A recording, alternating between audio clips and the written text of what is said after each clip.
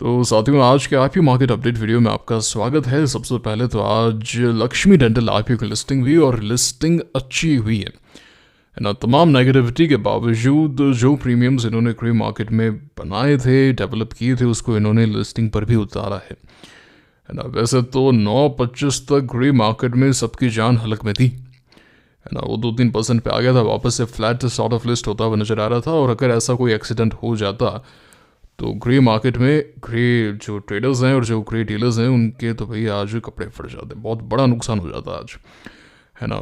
लेकिन ठीक है, फिर वापस से डिमांड वगैरह देखने को मिली, आ गया ये ऊपर, अच्छा खासा लिस्ट हो गया। उसके बाद में भी ठीक है, तो ठीक ठाक ही एक्शन देखने को मिला। एंड जिन्हें भी अलॉटमेंट मिला एंड जिन्होंने भी अपना प्रॉफिट हैज किया, उन सभी को यहाँ पे लाभ मिला है। जो भी बायर्स थे वो कहीं ना कहीं आप कह सकते हैं कि थोड़े से प्रॉब्लम आए हैं, क्योंकि आप देख भी सकते हैं कि जो प्रीमियम हाई गया था वो 180 का गया था। यहाँ लास्ट क्रे मार्केट प्रीमियम 135 का था। तो इन दोनों ही लेवल से हमें नीचे की लिस्टिंग देखने को मिली। तो जो भी लोग यहाँ पे 130 पे बाय कर रहे थे, कोई सेल कर रहा है तो कोई बाय भी तो कर रहा है ना, उनको दिक्कत हो गई है। अब वो क्या है, अगर कंपनी की तरफ से ही है, मैनेजमेंट की तरफ से ही है, तो कोई दिक्कत वाली बात नहीं होती है। बट अदर साइड कौन है, इतना ज़्यादा डिस्क्लोज होता नहीं है। सो ये एक पॉइंट है। लेकिन बहुत नीचे होता तो वाकई में प्रॉब्लम काफ़ी आती, बट ठीक है, इट एंडेड वेल। अच्छा, उसी के साथ में आज बारफ्लेक्स आईपीओ भी लिस्ट हुआ, एसएमई आईपीओ एक्सीडेंट हुआ भाई वहाँ पे। एंड तीसरे और आखिरी दिन की अवधि स्टालिन इंडिया फ्लोरोकेमिकल्स आईपीओ में भी समाप्त हुई। चर्चा करते हैं कि एक चीज़ को बड़ी बारीकी से समझते हैं, बस बने रहिए आप अंत तक। तो सबसे पहले हम लक्ष्मी डेंटल को ही फिनिश कर लेते हैं। तो आप यहाँ पे देख सकते हैं कि बल्क डील हुई है, गोल्डमैन सैक्स ने बाइंग की है। इन्होंने तो कार ट्रेड में भी बाइंग की थी, और भी काफ़ी सारे मतलब आईपीओस वगैरह में बाय करते हैं। तो ये कोई बाइंग वगैरह का ज़्यादा सिग्निफिकेंस नहीं है। We need proper price appreciation and at the same time market sentiment. तो अगर हम इसके चार्ट को देखें तो मोरलेस वहीं पे ही क्लोज हुआ है, कुछ ज़्यादा कोई खास एक्शन नहीं रहा। थोड़ा बहुत ऊपर गया, पहले तो नीचे आया फिर ऊपर गया, कोई बड़ा सेलिंग प्रेशर नहीं है। आज का जो लो है 525 का, वो एक स्टॉप लॉस हो सकता है। और अगर आप इसको थोड़ा सा और लीवे देना चाहते हैं तो 500 तक हो जाएगा भाई, उसके नीचे जाएगा तो प्रॉब्लम है ना। यहाँ से 500 कितना है, तो 10% मोटा मोटी हो गया। 550 है तो 10% हो गया मोटा मोटी। तो वो एक आप फाइनल इसको लीवे दे सकते हैं। अगर आपने कल की स्ट्रेटजी यही थी ना कि partial profit booking on the listing, and then उसके अनुसार अगर कोई बड़ा सेलिंग प्रेशर आता है देन हैज अकॉर्डिंगली, एंड अगर नहीं आता है तो देख सकते हैं कि भाई प्राइस क्या शो कर रहा है। यही हमने चर्चा की थी, यही कल का सारांश था, यही चीज़ है। ठीक है, तो ये बात है। तो लक्ष्मी डेंटल में और कुछ खास है नहीं, इसको यहीं पे विराम देते हैं। आपने क्या किया है, अलॉटमेंट मिला था नहीं मिला था, मुझे कमेंट करके बताइएगा आप। उसी के साथ में क्वाड्रेंट फ्यूचर टेक धमाकेदार भागा। यहाँ पे भी यही कहा था कि भाई पार्शियल प्रॉफिट बुकिंग, एंड बाद में क्या एक्शन रहता है। देखिए, जब भी मार्केट में ऐसा एक मिक्स्ड सिनेरियो रहता है, ऐसे आईपीओस आ रहे हैं कि 2 फेल हो रहे हैं, एक बढ़िया कर रहा है, तो प्रॉब्लम क्या होती है कि लिस्टिंग तो सभी खराब हो जाती है। लास्ट प्रीमियम के नीचे की लिस्टिंग होती है, लेकिन फिर जहाँ पे रियल बाइंग होती है वहाँ पे अच्छी खासी बाइंग देखने को मिलती है। तो इससे बचने का यही एक तरीका है, मतलब आप पार्शियल्स में ही काम कर सकते हैं। You book partial on the listing, and उसके अनुसार कि कोई बड़ा सेलिंग प्रेशर आता है, सेलिंग प्रेशर आ रहा है, बहुत प्रॉब्लम आ रही है, then okay we are out. हम जो प्रॉफिट मिल रहा है वो लेके जा रहे हैं, पार्शियल ऑलरेडी बुक कर चुके हैं। नहीं आता है तो पार्शियल पोजीशन है ही हमारे पास में, एंड अब जैसे ये ट्रेल हो सकता है यहाँ पे। एंड SGTL ये जरूर नीचे जाके एकदम से ऊपर आया, तो इसीलिए मैंने आज उसको थोड़ा और लीवे दे दिया कि भाई आप थोड़ा राउंड ऑफ में और थोड़ा देख लो बस। नीचे आ गया ये है ना, कोई अभी तक इसमें बाइंग देखने को मिली नहीं, तो ठीक है। आज वैसे ब्रेकआउट तो आया था, ये मैंने आज वैसे कुछ भी नहीं लिया। एक चीज़ मैं क्लियर कर देता हूँ, मार्केट वीडियो तो नहीं आएगा आज, कुछ है भी नहीं खास। एंड मार्केट में कोई मतलब खास मुझे तो कुछ नज़र नहीं आ रहा। इंडेक्स मैनेजमेंट है, फ्यू स्टॉक्स इधर वर्किंग, जैसे आज कोटक वगैरह के नंबर्स अच्छे हैं, विप्रो के नंबर्स आए, गैप अप हो गए तो मार्केट भी थोड़ा सा सुधर गया ये वो, पर वो एक बात है नहीं मार्केट के अंदर। अच्छा, उसी के साथ में अगर आप इंडोफार्म को देखेंगे, इंडोफार्म नीचे, मैंने कल की वीडियो में भी बोला था कि अभी गिरेगा और नीचे गिरेगा, क्योंकि यहाँ से साफ पता चल रहा था। यूनिमैक को मैं एक बार फिर से लिस्ट में लेकर आया हूँ। यहाँ पे अगर कोई अर्ली बाइंग देखना चाहे ना, अगर ये 1335 के ऊपर जाता है, मार्केट का साथ मिलता है, it can work well I think, है ना, इट कैन वर्क वेल, थोड़ा सही लग रहा है मेरे को। उसी के साथ में सैनोरेस वगैरह में तो कुछ अभी है नहीं। सैनोरेस अगर यहाँ पे रुकेगा ना, एक दिन में रुकेगा तो बहुत अच्छा हो जाएगा, है ना। ये सब लोग क्या है 10 डे को रिक्लेम करने की कोशिश तो कर रहे हैं, कोशिश अभी तक जारी है। ट्रांसरेल तो अच्छा नहीं है, बहुत वॉलेटाइल है। ममता जो है इसके अंदर एक काफ़ी अच्छा पिवट था, बट ये नीचे आ गया, ये 9% नीचे खुला था, है ना, नंबर सीजन पे इसके अंदर रिएक्शन अच्छा देखने को मिला नहीं, तो ये खराब हो गया एक बार के लिए। डैम कैपिटल भी खराब लग रहा है, लगातार नीचे ही है, कुछ एक्शन नहीं है। सी वाटर ऊपर आने का प्रयास तो, बट क्लोजिंग अच्छी नहीं है, शिट क्लोज वेल।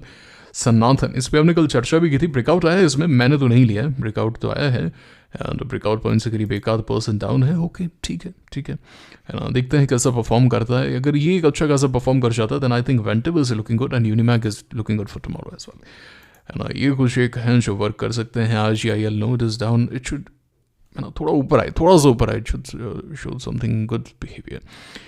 तो मूवी क्विक वहीं डोल रहा है, मुझे कोई खास मजा नहीं आ रहा इसमें। आई गेस वहीं डोल रहा है, मूवी क्विक में भी कुछ खास नहीं है अभी। रिक्लेम योर 10 डे फर्स्ट, है ना। जैसे आज कंसिडर कर सकते हैं आप, साई लाइफ में आज का ब्रेकआउट कंसिडर कर सकते हैं, थोड़ा और ऊपर आके रुके तो बढ़िया, बट यहाँ पे एक बहुत बड़ा रेजिस्टेंस है 800, बहुत ही ज़्यादा बड़ा है। Same goes for Vishal mega mart में इस 5-6% की रेंज में बहुत ही ज़्यादा बड़ा एक रेजिस्टेंस है। एंड ये तो कुछ खास है नहीं, सुरक्षा पे कोई चर्चा होगी नहीं। ये नहीं, कभी रिसेंटली ही IPO आया था, NTPC में तो अभी कुछ नहीं है, डाउन ट्रेंड के अंदर नजर आ रहा है। हाँ, ब्लैक पैक, इसमें मैंने अलर्ट भी लगाया, मुझे अच्छा लग रहा है ये। If it goes inside for a day, अगर कल ये थोड़ा सा इनसाइड आता है, क्योंकि इसने अब अपना 10 डे भी रिक्लेम कर लिया, and if it goes like this tomorrow then there is a pivot, it can work on the following day. अच्छा लग रहा है, इसको एक बार लिस्ट में देखा जा सकता है। I don't know how it will shape up tomorrow, कैसे क्या करेगा मुझे नहीं पता, क्या करना चाहिए मुझे ये पता है। देखिए, जिस दिन आप ये चीज़ समझ जाएंगे मार्केट के अंदर, आपके लॉसेज होने बंद हो जाएंगे और आप डिसीजन पावर जो है वो आपके पास में आ जाएगी। और जब डिसीजन पावर आपके पास में आएगी, आप इमोशन फ्री हो जाएंगे। ट्रेडिंग में प्रॉब्लम कहाँ आती है रिटेलर्स को? देखिए, 2-3 चीज़ों में प्रॉब्लम आती है। सबसे पहली प्रॉब्लम आती है कि क्या लेना है।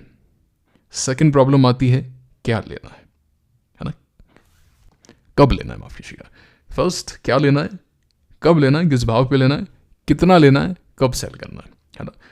अगर आपने क्या लेना है और कब लेना है, ये दो जो आंसर है ये आपने सही से डिफाइन कर दी, बाकी दोनों इतने टफ नहीं है ना। क्योंकि अगर स्टॉक अच्छा परफॉर्म करता है, you can trail 10 day, you can trail 20 day, you can sell partial on the rise, आप बहुत सारे फैक्टर्स हैं, you can do a lot of cute things, but the most important thing is when to buy. अब जैसे अगर आप गिरता हुआ स्टॉक ले लेंगे तो फिर आपके जो आगे वाले पॉइंट हैं, सबसे पहले तो गिरता हुआ स्टॉक, ठीक है ना। फिर भी आपने इसको एकदम यहाँ पे टॉप पे ले लिया जहाँ पे सेल ऑन राइज चल रहा है, जैसे यहाँ पे सेल ऑन राइज चल रहा है, तो क्या और कब दोनों ही गलत है। तो उसके बाद के जो पॉइंट हैं कि कितना लेना है या कब सेल करना है, वो तो एकदम व्यर्थ हो गए ना, उन पर तो ज़्यादा कोई फोकस रहा ही नहीं ना, उनकी इंपॉर्टेंस ही खत्म हो गई। तो इसीलिए आपको ये पता होना चाहिए, सभी जो चारों के जो जवाब है ना वो इस पर निर्भर करते हैं। I don't want to predict, मुझे प्रेडिक्ट नहीं करना है कि क्या होगा, क्या हो जाएगा।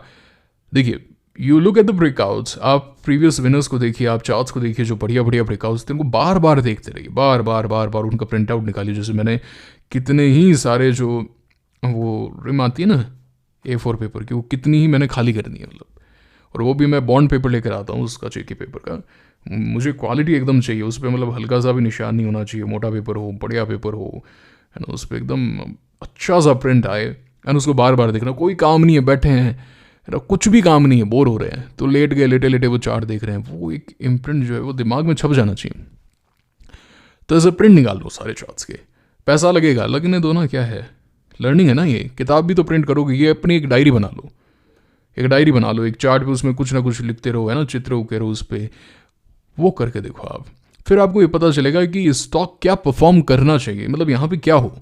अगर वो चीज़ पकड़ ली सो यू विल अंडरस्टैंड। देखिए, जैसे लिवरमोर ने आज से 100 साल पहले लाइन कही थी, इस लाइन का मैं जब भी ये लाइन पढ़ता हूँ मुझे इसकी इंपॉर्टेंस बार बार पता चलती है ना। जब आप आगे काम में जाएंगे आपको और पता चलेगी कि हाँ, ही वॉज राइट।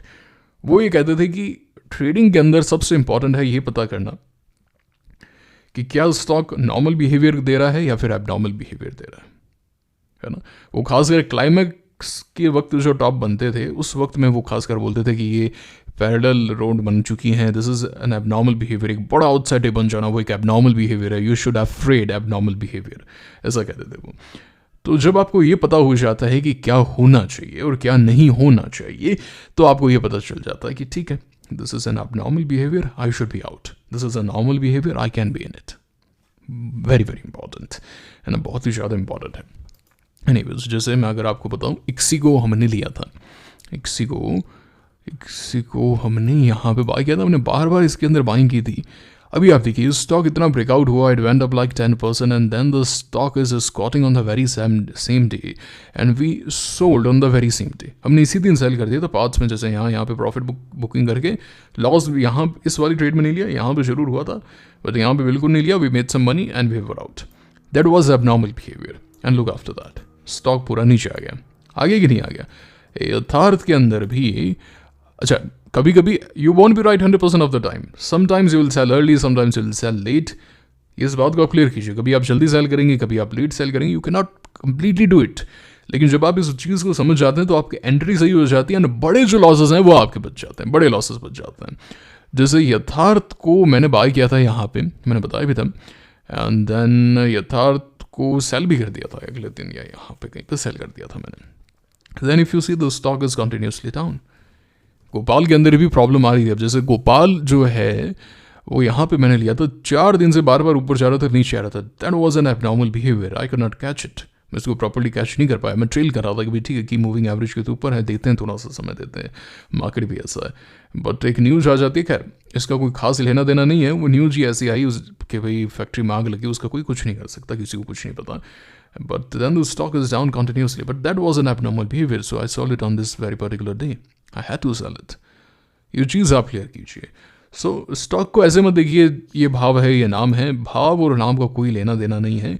लेना देना सिर्फ इस बात का है कि स्टॉक जो शो कर रहा है वो नॉर्मल बिहेवियर है या abnormal behaviour, simple as that. Premier Energies जैसे हमने लिया था, ज़्यादा कुछ नहीं है, कोई बड़ा सेलिंग प्रेशर आ जाता है, so that is an abnormal behaviour on the very upside. आप एक साइड को कैच करें ना, जैसे मैंने यहाँ पे बाय किया था प्रीमियर एनर्जीज, मैंने यहाँ पे भी बाय किया था, मेरा स्टॉप लॉस हिट हो गया था, अगले दिन मैंने एग्जिट किया था, फिर ये पूरा नीचे गया। That was an abnormal behaviour. Abnormal in the sense अगर मैं ब्रेकआउट पे बाय कर रहा हूँ तो मैं चाहता हूँ that the stock should move, and if the stock is not moving then it means it is an abnormal behavior. The stock नीचे आ गया, अभी नीचे आ गया। If you see टॉप से करीब 23%, 25%, then the stock was already here. मैंने पिछली बार यहाँ लिया, इस बार मैंने यहाँ लिया। पिवट ऊपर भी बन सकता है, I can buy it up as well, उससे कुछ फर्क नहीं पड़ता, ऊपर नीचे से फर्क नहीं पड़ता। It is just the line of least resistance। जैसे लिवरमोर को पढ़िए, जैसे लिवरमोर ने अपनी किताब में आज से 100 साल पहले ये चीज़ ऑलरेडी लिख दी है। जो व्यक्ति विकॉफ को, जैसे लिवरमोर को, निकोलस टावर्स को, एच.सी. कोटा को, पॉल ट्यूटर जोन्स को, इन सब को पढ़ेगा, वो ट्रेडिंग में बहुत अच्छा करेगा, उसको ट्रेडिंग का सेंस आएगा, है ना। वो कहते हैं ना एक सेंस होना कि हाँ भाई वो फील हो रहा है। अगर आपने फिजिक्स पढ़ी है या मैंने 11th-12th में आपकी फिजिक्स थी, तो जैसे न्यूटन्स लॉज ऑफ मोशन है या फिर जो बाकी के जो भी चैप्टर्स होते हैं वो फील होते हैं, पता चलता है कि ये हो रहा है, यहाँ पे फोर्स लग रहा है ना। वहीं पे जब आप ऑप्टिक्स में जाएंगे कि ये कॉन्वेक्स है या कॉन्केव है ना, फोकल लेंथ वगैरह, वहाँ पे फीलिंग वगैरह जो है वो आनी बंद हो जाती है। That is pure mathematics from there. So trading के अंदर आपको डिमांड एंड सप्लाई फील होती है, अगर आप ये सभी पढ़ते हैं तो आपको पता चलता है ना। तो and again you will be wrong, इन सब चीज़ों के बावजूद you will be wrong like 55% of the time, and that is the real game. That is where mathematics kicks in, है ना। वहाँ पे होती है मैथमेटिक्स की एंट्री कि आप बेसिक स्टैटिस्टिक्स पढ़ कर आए हैं 10th क्लास के अंदर, आपको प्रोबेबिलिटी पढ़नी आती है, आपको समझ में आता है कि हाँ भैया ये कॉइन है, इसको मैं टॉस करूँगा, 50% टाइम जो है हेड्स आएगा, 50% टाइम्स जो है वो टेल्स आएगा। अगर मैं हेड्स हूँ तो मैं कितना राइट हूँ, एंड अगर टेल्स हो रहा है तो मैं कितना रॉन्ग हूँ। Just do the basic calculation, plus minus multiplication, and you know okay this is my expectancy and I have to work on it. ये चीज़ मैं बार बार पास्ट में आपको सिखा चुका हूँ, है ना। तो जैसे मैंने यहाँ पे लिया था, तो ये कन्वर्ज हो रहा है थोड़ा और, मैंने इसको लीव दे दिया 20 डे तक, तो फिर मैंने इसको फाइनल मेरा स्टॉप लॉस था 1300 का, भाई इसके नीचे नहीं जाना चाहिए, and it was trying to go up but it was not able to. जैसे फिर यहाँ पे 1300 का मेरा स्टॉप लॉस था, इसके नीचे गया, and you can see the stock was down at like 15% at one point, and then now it is down 8%। Arkade अच्छा लग रहा है मेरे को, एंड आर्केड मुझे बहुत अच्छा लग रहा है। It is showing accumulation. कुछ एक स्टॉक्स हैं जो मेरे रडार पे हैं, जैसे एरोफ्लेक्स मुझे अच्छा लग रहा है। Aeroflex is showing good behaviour, good very good behaviour. मैंने पहले भी बताया डी डेवलपमेंट मेरी लिस्ट पे है जहाँ पे मैं ट्रैक करना चाहता हूँ। ये पैक काम पे गया, ठीक है ठीक है ठीक है ठीक है ना, ठीक है यहाँ पे 540.35 के ऊपर, बट मैं नहीं लूँगा। एंड KRN के अंदर आज अच्छा एक्शन देखने को मिला, पर सर्किट पे था, बट कोई खास पिवट, कोई बढ़िया एकदम टेक्स्ट बुक सेटअप था नहीं, एंड मार्केट इतना अच्छा नहीं है। नीवा बुपा में जैसे आज ब्रेकआउट है, नीवा बुपा एंड सनातन, दोनों मतलब अच्छे ब्रेकआउट्स थे दोनों के दोनों, बट दोनों में कोई खास एक्शन देखने को मिला नहीं, है ना। पिवट के पास में लेट अस सी क्या एक्शन आता है यहाँ से। एक्मी सोलर मैंने यहाँ पे लिया था, याद है आपको, बता के लिया था आप सबको। And this was normal behaviour. आप 10 डिप नीचे जा रहे हैं, वॉल्यूम्स कम है, यू सी। थोड़ा समय तो ले रहा हूँ आपका, माफ़ी चाहता हूँ, बट सीख लो, ये चीज़ इंपॉर्टेंट है। अभी जैसे ये है ना, इस दिन ऊपर गया था तो वॉल्यूम्स देखिए आप, इन 2 दिन नीचे आया था वॉल्यूम्स कुछ नहीं है, that is perfectly fine, declining volumes, then the stock is up on the next day and ठीक है, एवरीथिंग इज लुकिंग गुड, यहाँ तक चीज़ें सही है। बट ऑन दिस डे ये 10 डे के नीचे आ गया, फिर प्रॉब्लम आ गया। I sold it around cost and then you can see the stock is down. The stock is down like 18%. Why? The stock was supposed to go up. ना ये suppose किया जा रहा था, जो हमारी एक एक्सपेक्टेशन थी कि that it should go up. We bought at the right time, but the stock didn't go up. What does it mean? Supply is coming into the traffic, and if the supply is coming, that is an abnormal behavior for us. For a bear, it is a normal behavior. For us, it is an abnormal behavior. Understand this point. And this is an abnormal, so the stock is down. We are out because the line of least resistance is downwards. Line of least resistance. Line of least resistance, LLR, given by the great sir Jesse Livermore. ठीक है। अच्छा, जेसे Livermore के साथ में ये एक चीज़ है कि इतनी सब चीज़ें होने के बावजूद, Jesse Livermore, 1929, Great Depression, everybody is crying, सब लोग रो रहे हैं, ये हो गया वो हो गया, he is making millions, and JP Morgan himself, JP Morgan उस समय जाते हैं, भाई प्लीज़ हाथ जोड़ते हैं, सेलिंग बंद कर दो, बर्बाद हो जाएंगे हम सब, शॉर्ट सेलिंग बंद करो, and that is a hell lot of achievement, है ना। And he did that, उन्होंने बंद भी किया। उनकी आप किताब पढ़िए गाइस, किताब पढ़िए, व्हाट एन एक्सपीरियंस। आप वो किताब बार बार पढ़िए, मैं बार बार बता चुका हूँ आपको। अभी जैसे मैं फ्री था, है ना, फ्री था तो मैं दोपहर में बैठ गए तो निकोलस डावस की किताब पढ़ी, तो देख रहा था कैसे लोरीलार्ड एंड वो सारे स्टॉक उन्होंने लिए थे, टेक्सास इंस्ट्रूमेंट, जेनेथ रेडियो, तो उनके चार्ट में देख रहा था कि 1950s के चार्ट मिल सकते हैं क्या। So he was trading in like 1958, 1959, 1960 and he was back in India. तो निकोलस डावस जो थे वो डांसर थे, उनका डांसिंग का काम था, है ना। तो वो पूरे वर्ल्ड में ट्रैवल करते थे, मतलब जैसे इंडिया आए, कलकत्ता आए थे, वो श्रीनगर भी गए थे उसी पीरियड के अंदर, and he even went to Tokyo. अब इस समय भी वो ब्रोकर को बोलते थे, भाई तू मेरे को कुछ भेजेगा नहीं, न्यूज़ वगैरह नहीं, मैं तेरे से बात करना चाहता। वो एक बार न्यूयॉर्क गए थे, वो पैसा बना के न्यूयॉर्क गए, एंड न्यूयॉर्क के अंदर वो ब्रोकर के पास गए और बोले कि यार पैसा बहुत बन गया, अब यहीं पर ही एक ऑफिस लेंगे, यहीं पर ही बैठेंगे। लॉस होने लग गया, जहाँ पे एग्जिट करना चाहिए वहाँ बाय कर रहे हैं, स्टॉप लॉस फॉलो नहीं कर रहे हैं, क्योंकि वहाँ पे पहले बात अलग होती थी, कोई चिल्ला रहा है ना, चिल्ला रहे हैं लोग, सेल बाय, ये स्टॉक गिर जाएगा, यहाँ पे ये हो जाएगा, वो हो जाएगा, ऐसे वैसे, है ना। तो वो भी नॉइज़ के अंदर फंस गए। इसीलिए मैं कहता हूँ कि कट आउट द नॉइज़। आप न्यूज़ चैनल्स मत देखिए, आप सोशल मीडिया का इस्तेमाल मत कीजिए, है ना। Just trade in your own environment, जैसे लिवरमोर ये करते थे। जैसे लिवरमोर के कैबिन के अंदर किसी को भी एंट्री नहीं थी, उन्होंने बाहर एक अच्छा वेल बिल्ट बॉडीगार्ड रखा था, है ना। वो उनके प्रति काफ़ी कृतज्ञ था क्योंकि उन्होंने काफ़ी उनकी मदद की थी, है ना, उस बॉडीगार्ड की। एंड कोई एंट्री नहीं, वो कुछ बोलता भी नहीं था, जैसे समझता ही नहीं हो कुछ वो, और उसको कुछ समझ में भी नहीं आता था कि वहाँ पे क्या चल रहा है टेप पे, ऐसा रखा था उन्होंने। किसी को एंट्री नहीं है भैया, मार्केट आवर्स में किसी को एंट्री नहीं, किसी से बात नहीं, कोई अंदर आ नहीं सकता, कोई बाहर जा नहीं सकता, ना वो खुद किसी से बोलते थे। इट वॉज लाइक कि मेरा जो ध्यान है वो डिस्टर्ब हो जाएगा। And same was Nicolas Darvas. तो जब वो बाहर उस समय वर्ल्ड में ट्रेवल कर रहे थे, उस समय कोई वो नहीं था, आपके इंटरनेट नहीं था, कोई फ़ोन कॉल नहीं कर पाते थे, वो ऐसा कुछ खास नहीं था। वेस्टर्न यूनियन से वो टेलीग्राम करते थे, है ना, टेलीग्राम वगैरह करते थे, एंड टेलीग्राम से he made millions in 1960, millions in 1960। Same approach, कोई भी चेंज नहीं। स्टॉप लॉस रखते थे, ठीक है, थोड़ा सा डीप स्टॉप लॉस होता था क्योंकि हमारी तरफ वो स्टॉप लॉस नहीं रख सकते भाई, है ना, हम तो टिक पे सेल कर देते हैं, और अभी वो इतना वैलिड भी नहीं होगा। चीज़ें चेंज डेफिनेटली होती हैं, इवॉल्व होती हैं, है ना। वो बाय करते थे ऑल टाइम हाई स्टॉक्स, जो उन्होंने बाद में चेंज किया। उनकी किताब आई थी, you can still know if I am not wrong, मुझे याद नहीं आ रहा, लाल कलर की किताबें पढ़ी है मेरे पास में, लास वेगास करके भी एक लिखा हुआ था, है ना, market Las Vegas something that sort. And एक और किताब थी, you can still make it in the market if I am not wrong, ऐसा सा एक मुझे कुछ नाम याद आ रहा है। तो उसमें उन्होंने फिर बहुत बड़ा depression sort of beer market आया 1960s में. देन उन्होंने चेंज किया कि okay I won't by only the knew all time high stocks, I would rather consider जो इस बियर मार्केट में स्ट्रेंथ शो कर रही हैं.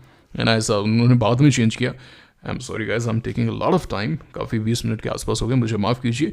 I can talk for hours on these topics. कुछ नहीं हो मेरे लिए तो भैया टाइम पास है, मुझे कभी ऐसे फील नहीं होता. अभी मैं थोड़ा थोड़ा ऐसे मन कर रहा था कि सो जाऊँ अभी, बट अब I am feeling so energetic, I tell you. है ना, बस मज़ा आ गया भाई, मज़ा आ गया. आज तो मुझे खाया पिया बच जाएगा अब. एनीवेज, तो ये है.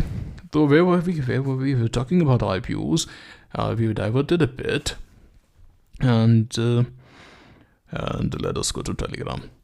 तो इनकॉग्निटो में मैं वो यूट्यूब वगैरह देखता हूँ, है ना, कोई चीज़ मुझे देखनी होती है ना, so I don't want any search history because फिर यूट्यूब जो है वैसे ही कंटेंट बार बार दिखाता रहता है, so I don't want any history. तो अभी तो मैं वो IITian बाबा जो है ना, वो अभय सिंह, उनके बारे में पढ़ रहा हूँ. एंड उनके कुछ एक वीडियोस वगैरह दिख रहा था. दम तो है भाई बात में, है ना, बात में दम तो है. It felt really nice. तो अभी यही कुछ कर रहे हैं. Anyways, Stalin India fluorochemical IPO, big HNI 95 में से एक, स्मॉल HNI 306 में से एक, रिटेल 78 78 में से एक अलॉटमेंट. बहुत टफ, बहुत ज़्यादा tough allotment. Have you applied? Do let me know. And Lakshmi dental में आपने क्या किया? मैंने डाल दिया यहाँ पे सब्सक्रिप्शन फिगर्स, देख सकते हैं आप. कुछ है नहीं, खास नहीं है यहाँ पे. बड़ा छोटा IPO क्यों ही लेकर आए, बापड़े, इतनी इन्होंने मेहनत भी की है ना. एंड SME IPOs में बार फ्लैग्स के अंदर एक्सीडेंट हो गया भाई. कहाँ पे 40,000 26,000 लिस्टेड एट जीरो. ये बांद्रा अच्छा बनाया ना, है ना. ऐसे रिएक्ट कर सकते हैं आप. Link is right in the description. Make sure you are joining the Telegram channel. Landmark आज SME IPO की अवधि समाप्ति अप्लाई किया था कि बताइएगा कमेंट करके. ये नंबर्स वगैरह आए. पेटीएम के नंबर्स कुछ खास नहीं आए, जोमेटो के नंबर्स अच्छे नहीं आए. कह रहे हैं कि फूड डिलीवरी बिजनेस में ग्रोथ नहीं है. अरे लोग समझदार हो गए हैं क्या? ये तो बहुत खुशी की बात है. हाईजैक कर लिया इन्होंने हमें, पता है आपको ये बात. कभी कभी तो मेरा ऐसा मन करता है कि सब कुछ छोड़ छाड़ के ऐसी जगह जाऊं जहाँ पे न तो कोई व्यक्ति आता हो एंड ना कोई साइंस आती हो. ये जो भी ये सब चीज़ें, क्योंकि खाना ख़त्म कर दिया है. पानी दूषित है, हवा जहर है. जैसे दिल्ली जो है वो पूरा नॉर्थ बेल्ट पूरा जहर है. वो जहर में हम जी रहे हैं. पानी अच्छा नहीं है, अनाज अच्छा नहीं है, सब्जी अच्छी नहीं, क्या करें. मतलब कभी कभी तो मेरा ऐसा मन करता है सब कुछ छोड़ छाड़ के, है ना. और अगर सिर्फ ट्रेडिंग करनी हो तो सिर्फ लैपटॉप हो एंड उसके अंदर भी कोई ऐसा कुछ कर दे. By the way, I don't use multiple screens and all. मैं सिर्फ लैपटॉप पे ही काम करता हूँ, क्योंकि हमको इसरो के अंदर वो तो बैठे नहीं कि हमें कोई रॉकेट वगैरह छोड़ने हैं या मल्टीपल स्क्रीन्स चाहिए. You just need one laptop और आईपैड, दैट्स इट गाइस. अरे निकोलस डावास उस समय टेलीग्राम से पैसा बना लिया. सब वीकली चार्ट्स देखते थे, कुछ नहीं और उस समय. लेकिन आज मोबाइल में भी चाहिए 5 स्क्रीन लगा ली. वो सब क्या दिखने में कूल लगता है, अच्छा लगता है, वाह वो कुछ पढ़ा कर रहे हैं, कुछ नहीं है वो, है ना. उससे ध्यान डाइवर्ट होता है और कुछ नहीं है. 1-2 स्क्रीन काफ़ी है कि भाई एक में आपने काफ़ी ऐसे सवाल आते हैं भाई कितनी स्क्रीन रखें, लैपटॉप में ट्रेडिंग करें. अरे ट्रेडिंग आनी चाहिए. इस बात से क्या फ़र्क पड़ता है कि लैपटॉप में करें कि आईपैड में करें. ट्रेडिंग आनी चाहिए, चार्ट की अंडरस्टैंडिंग आनी चाहिए. लोग बिना उसके कर लेंगे. आप ये सब चीज़ ले जाओ, मुझे सिर्फ वीकली चार्ट दे दो आप, मैं पैसा बना के दिखा दूंगा आपको, है ना. मुझे सिर्फ और सिर्फ वीकली चार्ट एंड सिर्फ एक फ़ोन दे दो कि जहाँ पे मैं आपको ये बता दूँ ये बाय करना है, ये सेल करना, और कुछ नहीं. आई डोंट वांट एनीथिंग. मुझे कोई इंटरनेट नहीं चाहिए, कोई न्यूज़ नहीं चाहिए, कुछ नहीं चाहिए. Just give me the weekly charts. मैंने आपको पहले करके दिखाया ना 2023 में तो हम कोई फंडामेंटल नहीं देख रहे थे. क्वार्टरली नंबर्स वगैरह तो मैं आपके साथ में साझा कर रहा हूँ, उस समय तो ही नहीं देख रहे थे. Still we made great money.